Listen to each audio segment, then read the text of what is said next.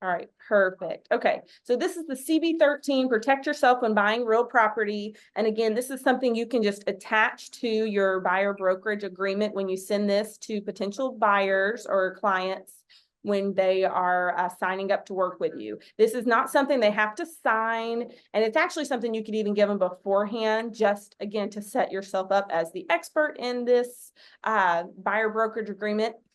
But it is something that I think is very great for especially clients that are just not quite trusting of you, or are nervous about, like, oh, I don't want to sign to pay your commission when I don't even know you or don't know Right. houses. So again, this is something that is a great thing. I just recently have actually started using this. When I first got licensed, I wasn't trained on any of this, so I think it's something that again is very great. I'll dive right into it. This brochure was prepared courtesy of the Georgia Association of Realtors to help with the process of purchasing real property. So pretty much everything in here is pretty general in nature, but it's good recommendations for us to know. And I also will just put a little snippet. Y'all know I enjoy social media. I do a lot of advertising on social media for my real estate business. If I were one of you, our agents, I would take some of this information out of this brochure and I would reword some things and I would put that on my social media. And again, just set yourself up as an expert in your field, and you're going to get great clients that way. So we'll just start with, there are a few things in life as exciting as buying a property. However, since purchasing real estate is one of the most expensive purchases many of us will ever make, buyers should take reasonable steps to protect themselves in the property buying process. This brochure contains some general suggestions on how your buyers can do this. So just a first remark, or first little paragraph here: read and keep a copy of any signed contract. This is great for buyers to know. Purchase and sale agreement is a legally binding contract. So once they put their name on it, it is legally binding. Even though they didn't physically sign it with pen and paper, clicking to sign is the same thing. And in dot loop, everything is time stamped and secure. So it is a legally binding contract. We want to make sure that they read over everything before they sign. I usually tell my buyers or sellers, like, look, just before you sign, ask me any questions that you have so we can get it out, and make sure you feel 100% comfortable before you actually click to sign. Just a reminder, verbal promises not included in the contract are generally unenforceable. So everything that you want enforced needs to be in writing. Okay, I showed y'all last week how in that special stipulation section you can add some special stipulations, and that technically overrules what is stated in the agreement. But just make sure anything that you have that you want to be enforceable, you have in writing.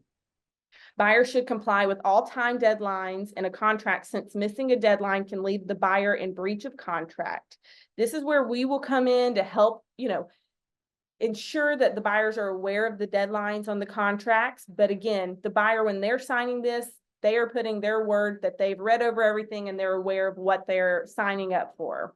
Getting an early start on arranging things as inspections and financing is the best way for buyers to avoid missing deadlines. Again, where we come in to try to help keep everybody on track, but ultimately it is the buyer's responsibility. They're the ones suggesting that they're going to purchase a property. The buyer should also keep a complete copy of any contract that he or she has signed in the event of a dispute arises regarding the authenticity of the contract. We know houses are expensive. Definitely there are legal matters that come into purchasing a house, and there's lawsuits that have been because of small issues, missed deadlines, gray area, some would say, in contracts. So just protect yourself, protect your buyer, make sure they are aware. We'll skip down to this second section: have the property inspected by a professional property inspector. We want to make sure that we are recommending every single buyer, once they go under contract, as soon as possible, get a property inspection. I would never recommend that they get a property inspection before they have a house under contract, because we want this to be a legally binding contract versus just a verbal, like, yeah, we'll accept your offer, go ahead and spend $500 on an inspection.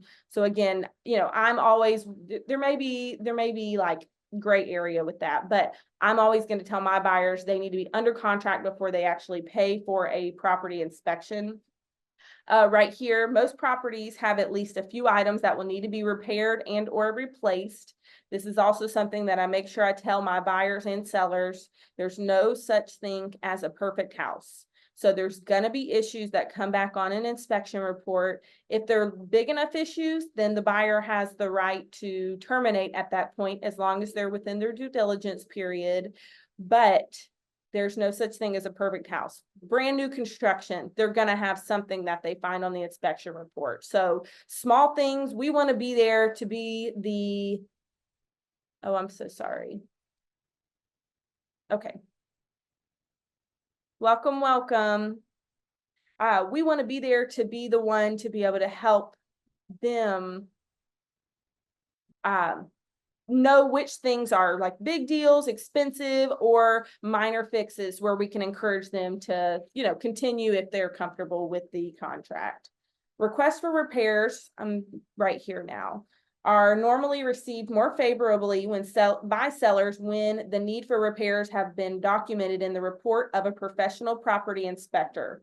So if you get your dad to go to the, property and make a list of all the things he thinks are wrong with the property, it's probably not going to be the best way to go about, asking for actual repairs. So we want to put our money where our mouth is by hiring a professional inspector before we are asking for specific repairs. All right. And these are just reminders for our buyers. We just want to be there again. We want to be aware of these things as well. When we're sending somebody a brochure like this, we want to be aware of these things in case they have questions on it. Thoroughly investigate the property. So sellers are required to disclose known latent defects in a property. Examples include, but are not limited to, floor condition when covered by area rugs, water. I'm sorry, I'm skipping around again. So they are required to disclose known latent defects, but there also can be things that they don't know about or have not, discovered with the, since they haven't had a home inspection on the house. So again, make sure within your due diligence period, you are going above and beyond for your buyer. And right here, this is just saying we should check for issues of personal concern. So I heard a story recently of an agent who helped a buyer purchase a house. Everything seemed like it was good. They get to the final walkthrough and notice there's still like some rugs and furniture in the house. And they're like, okay, as long as it's, taken out before closing, we're good. And so they went ahead and signed, bought the house. After they purchased the house, they go into the house, it's now empty, and realized why they left the furniture and the rugs and all the things down was because when they painted the house, it had been freshly painted. When they painted around all the furniture. So when they go into the house, there's now like blocks of different colors on the walls, different colors on the floors. So again, we just want to go above and beyond and be the expert in our field and make sure we're checking things like this for our buyers so we don't set them up for issues down the road. And also, I would always recommend, if you're going in for a final walkthrough, that you make sure, the house is in 100% condition that your buyer is willing to accept. So if there's furniture, things in there, I would say after they remove it, take your buyer back to the property to make sure everything's 100% ready to go before they sign. You want to make sure that, because once they sign, it's their house. So everything that, you just want to double check that everything is ready to go. Okay, so this also says there are many other tests and studies buyers can do in deciding whether to purchase a property. So you can have a radon test done, mold test to determine if the property has high levels of certain kinds of dangerous mold. You can have a well water condition inspection. and capacity tests when it's served by well water and septic systems inspection. I worked with a couple buyers from California, and in California, maybe like this in some other states too. In California, they require every property that's sold that's on a septic system have the septic tank pumped and serviced, and it has a clear inspection before the property can be sold. We're not like this in Georgia. So again, we just want to set ourselves up as the expert in our field, and we want to make sure our buyers are, getting a septic inspection done, or at least we are recommending this be done. If they choose not to do it, it's, a couple $100 more on top of the inspection cost. So if they choose not to do it, that's completely up to them. But we just want to be there to just back them up and make sure they're aware that you can get a septic tank inspected. And we have seen firsthand, I know Shay has, in their flip houses, that we've seen firsthand there can be a lot of very expensive issues with septic systems. Okay, there's also any property built before 1978 can be tested for lead-based paint.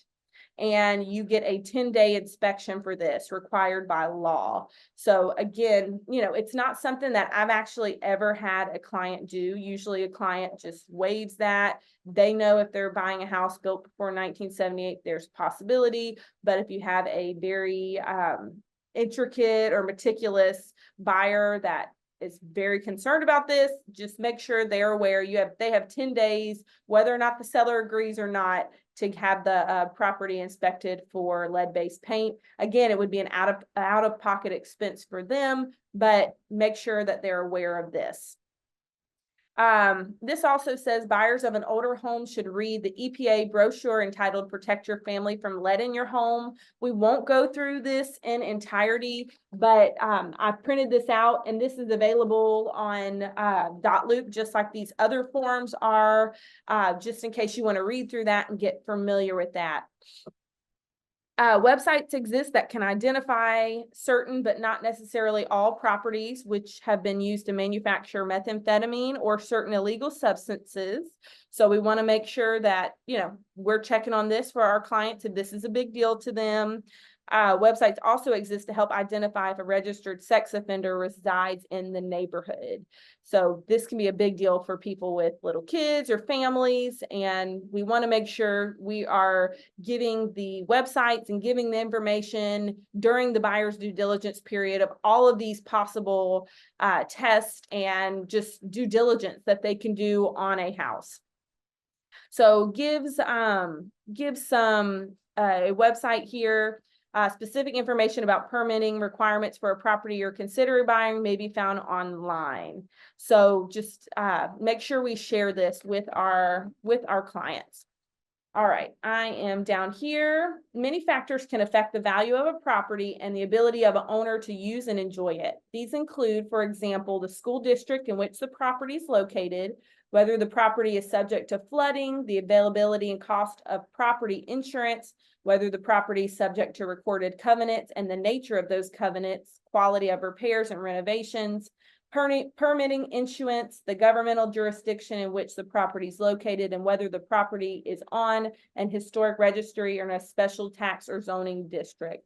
Get familiar with all of these things and just kind of, go through the list. You want to make sure if schools are a big deal for your client, you want to make sure you double check the schools and make sure the listing agent has presented this correctly, or maybe go back to other listings in the neighborhood and make sure that the schools kind of match up. You can even call the county. I've done this on some listings.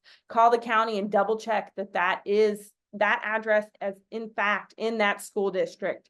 I'll just say, again, you want to set yourself up as the expert. You want to kind of know these things that we're looking for, and anything that would be special or like, a selling factor to your buyer. You want to make sure that is actually being advertised correctly.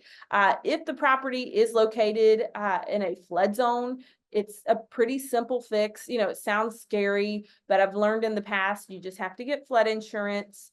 You can, contact an insurance company and they will be able to pull the FEMA map, see if a property is in flood zone, quote you on the flood insurance. And again, all these things you kind of want to do through the due diligence period so that you can keep your buyer, a chance to back out if, this is a make or break for them.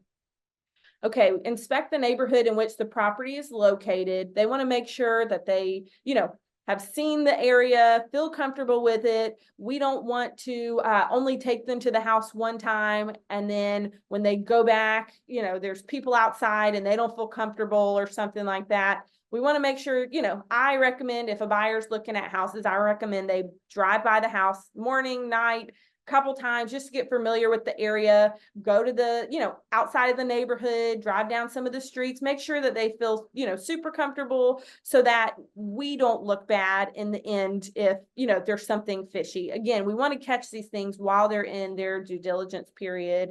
Something else it says down here, for example, a nearby grocery store may be a convenience for some buyers and a disruptive commercial use for others. So I think that's a great thing, kind of check with your buyers. If they're wanting a super private house, but you realize that it backs up to a convenience store, there may be people kind of walking in and out. You might want to let them know that sooner rather than later, again, during their due diligence period or before, if possible, just to, make sure that if they're moving in this house, you want to make sure they feel 100% comfortable. Have the property inspected for termites and other wood destroying organisms and obtain an official Georgia wood infestation inspection report that can only be prepared by a licensed pest control company. This is something I see a lot of times on contracts.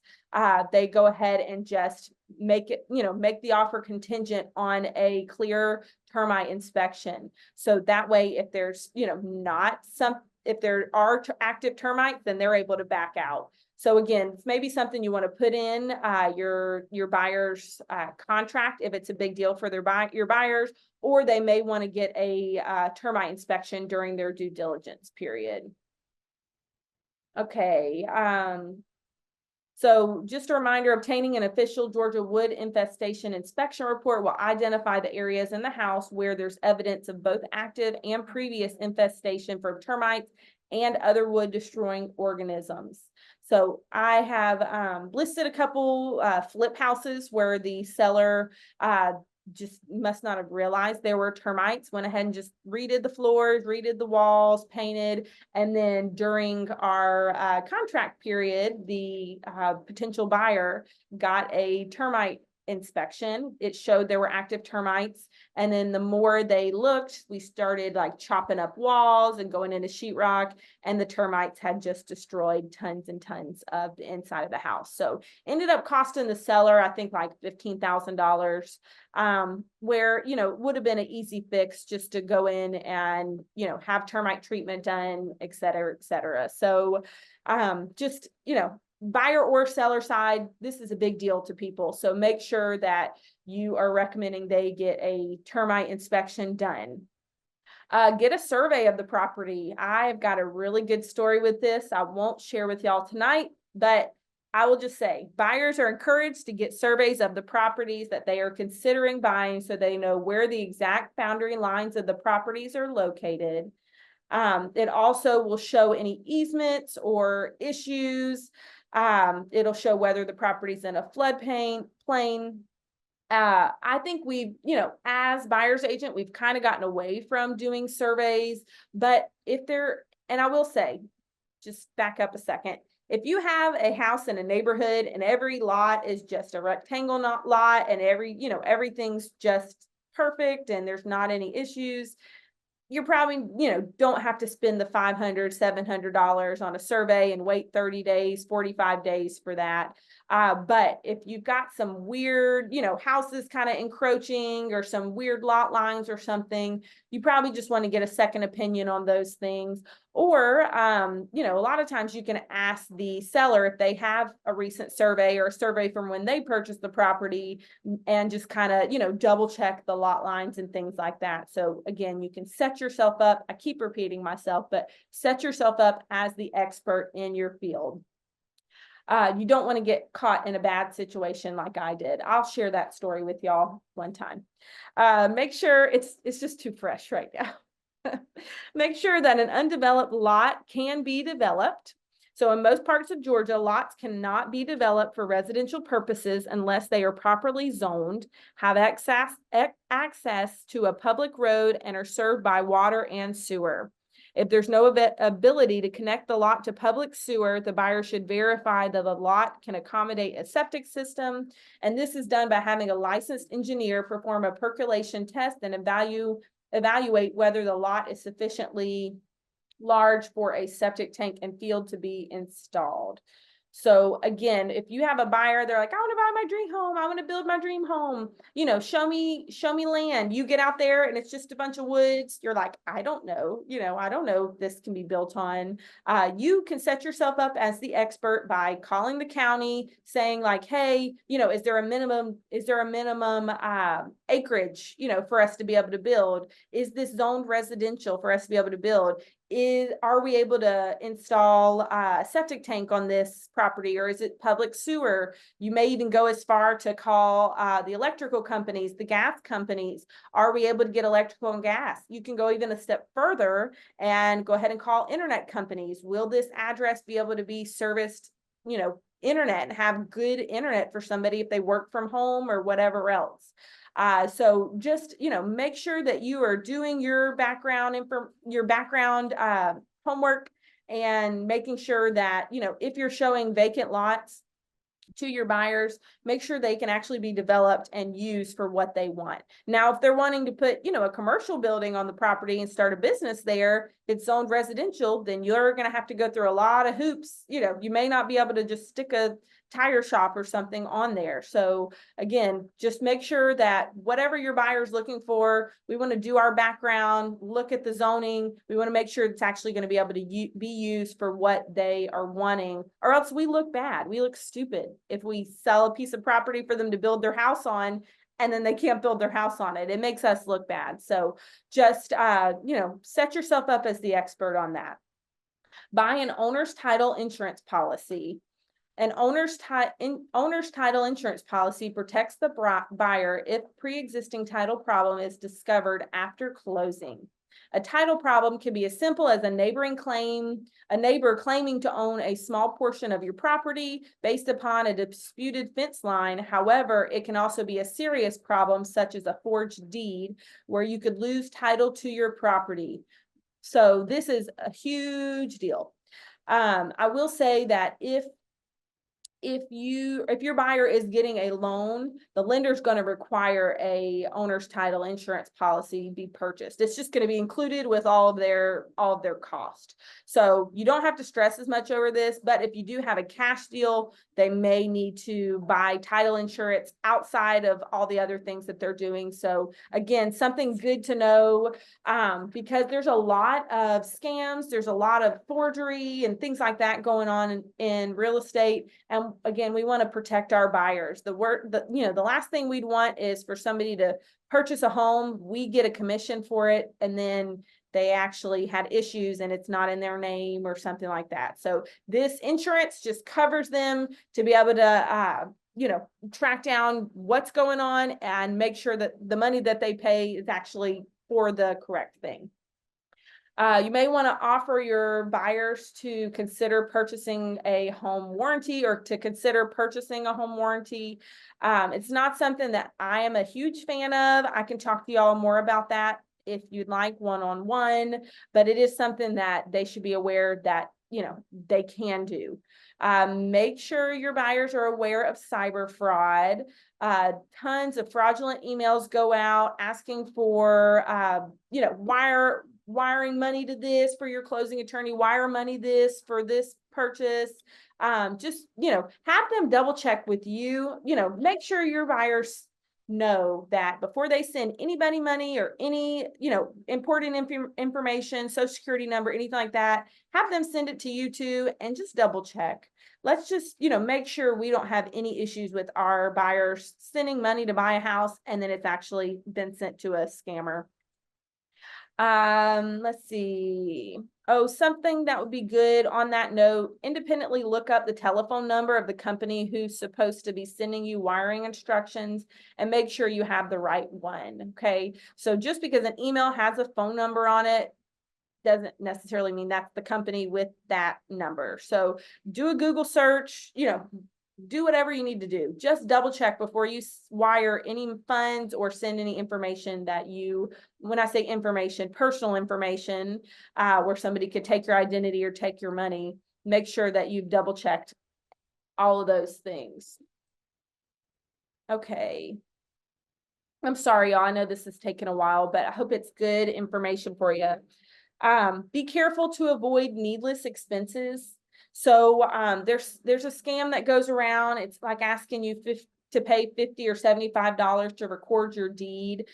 Usually comes to buyers right after they purchase a house. And I know not McMichael and Gray, McMahon and Perry, Molly Jones, she tells all of our buyers and sellers whenever we're closing, like, if you get a letter in the mail says pay $50 or $75 for this, like, just disregard it. The closing attorney is never going to charge you to record your deed.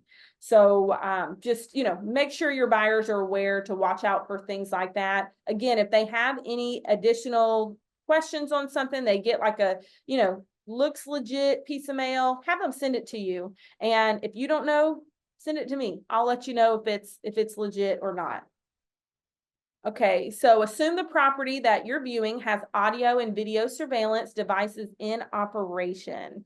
So just make sure that when you're showing a house from the get-go, your buyers know, look, if you love this house, we're going to talk about it after you leave. If you don't love this house, we'll talk about it after you leave.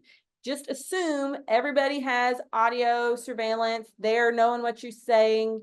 If the house is, listed at $250, but it's been on the market a month, don't be going in the house saying, do you think they'll take $220? My highest would be $245, but I really would like to offer, $220 to see if we can negotiate. And no, like, leave all of your negotiation outside of the house to make sure that they are not hearing anything that could be detrimental to your negotiations. And again, smart home technologies.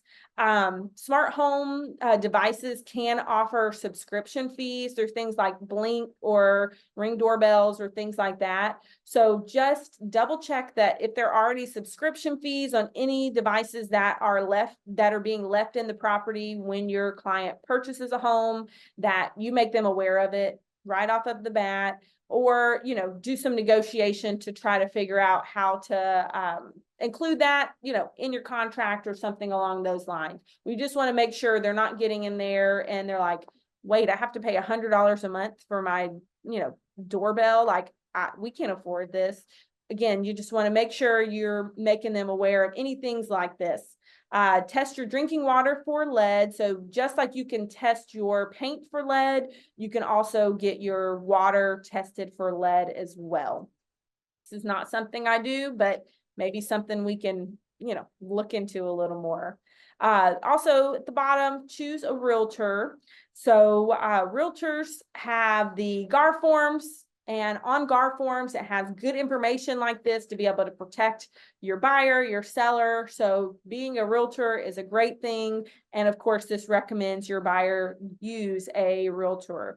Realtors can provide buyers with the names of attorneys, mortgage lenders, property inspectors, termite companies, and persons providing other services related to real estate transactions. So if you are a newer agent, and you don't know termite inspectors, don't know, home inspectors, etc., let me know. I've been in this business 5 years, so I've compiled the people that I know and trust, compiled a list of the people that I know and trust. None of them are just like, only me, I'm not going to share them. I'm happy to give any information out. That's why we're here. So I don't know that I've said this before, but I love real estate collaboration over competition. We are all in this together. We're all trying to succeed as realtors. So if I have an inspector, I'm not hoarding them. I'm happy to use them because I want y'all to be successful, more successful than I am. So again, if you have any questions on that or anything else that I've talked about today, please let me know. I've got these other documents here. Protect yourself when buying a home to be constructed. This is really, really great information. I just don't think that I've got time for it today. I don't want to keep y'all. I know we're all busy, so I'm trying to keep these meetings as short as I can. So protect yourself when buying a home to be constructed. I'd recommend y'all look over that and then protect your family from lead in your home. It's great information as well. So does anybody have any questions? Do you have any questions? Okay. Good. Sarah, do you have any I do questions? actually. I do. So just going back to the lead portion up there, you said that it by law buyers have 10 days. Does Yes. that like if you put a 7-day due diligence, does that trump the 7-day due diligence? Like Yes. by if on day 9 they find lead, then they could back out without any repercussions? Yes, that is correct. Okay. Yep. All right. Cool. Thought I understood that, but I just want to make sure. Yes. Now, if you're, curious if a house has lead in it, I would go ahead and request that 10-day due diligence, or on day, whatever it is, day 7 or whatever, the end of your due diligence, if y'all are like, have some inkling that there may be lead-based paint in the home and y'all are going to get some further testing on it, go ahead and extend your due diligence. This is something that not a lot of agents think of. They think, I've only got 7 days. I got to get everything done. And yes, you want to try to get everything done. But when it comes down to it, you're on day 6, it ends day 7, and there's a couple things you still need to inspect, and you just need a couple more days. Usually sellers are agreeable to that. Like, hey, just give us 3 more days. We just found something that we're not sure about. We want to just have a couple more days to look into it. They would much rather extend your due diligence period for a couple of days versus have a terminated contract and no earnest money to show for it. So I would just say in that particular case, I personally would go ahead and extend my due diligence period, but by law, you are guaranteed the 10 days for lead-based paint inspection. Cool. All right. Yeah.